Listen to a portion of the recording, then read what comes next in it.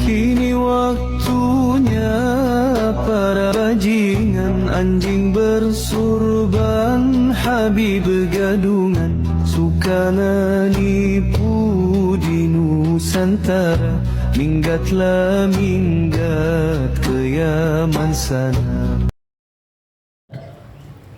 Nah, jadi salah satu yang mereka sepakati adalah bahwa habaib ini harus didegradasi.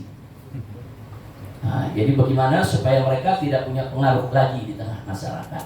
Degradasi. Caranya, satu, tasydikun nasab, bikin ragu di tengah umat tentang keabsahan nasab mereka.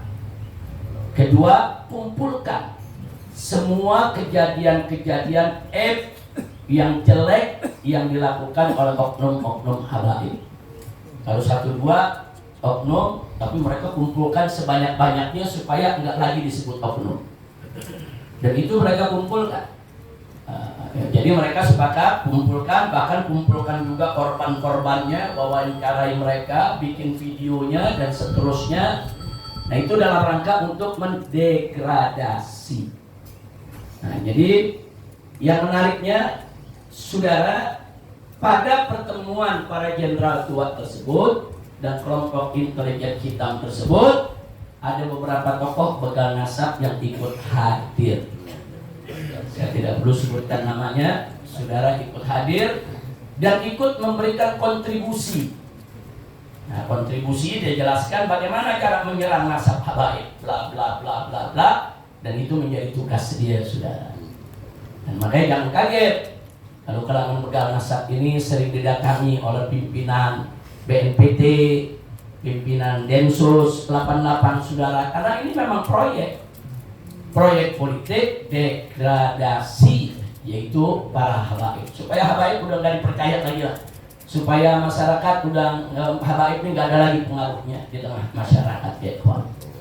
Nah, ini sengaja saya sampaikan supaya kita tahu. Berkali-kali saya sering teriak di mimbar, ini gerakan politik, ini gerakan politik. Jadi bukan sekedar gerakan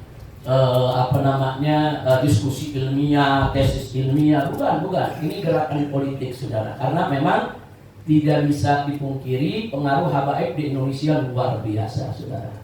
Dari Sabang sampai Merauke, saya keliling Indonesia, keluar masuk kampung, naik gunung, turun, saudara, ke lembah, di mana-mana banyak majelis-majelis habaib, saudara. Dari yang majelisnya kecil, yang pertengahan, sampai majelis yang besar, saudara, di mana-mana. Saudara, nggak ada satu pulau pun di Indonesia yang nggak ada majelis habibnya, saudara. Nah, jadi pengaruh itu sebetulnya kalau ketika itu, saudara, 3 tahun yang lalu, kalau ketika itu rezimnya berpikir positif, untuk ini mestinya dirangkul, ini mestinya dimanfaatkan, nah, untuk kemajuan bangsa dan negara, tidak dianggap sebagai ancaman. Nah, tapi karena rezim yang lalu melihat bahwa ini ancaman, karena ada sejumlah habaib yang vokal menolak program-program mereka yang bertentangan dengan syariat, bertentangan dengan agama, bertentangan dengan local wisdom, yaitu kearifan lokal, bertentangan juga dengan nilai-nilai keadilan, saudara. Nah, mereka melihat bahwa habaib ini adalah ancaman. Alhamdulillah di rezim yang baru sekarang ini enggak. Nah, saya nggak lihat itu, ya Tuhan. Di rezim yang baru sekarang saya tidak lihat itu. Mudah-mudahan seterusnya tidak. Nah, makanya agak sedikit landai ini, turun, ya Tuhan. Tapi 10 tahun kemarin luar biasa. Nah, jadi sekali lagi saya minta kita jangan panik, jangan takut, jangan khawatir, jangan ragu, saudara, karena ini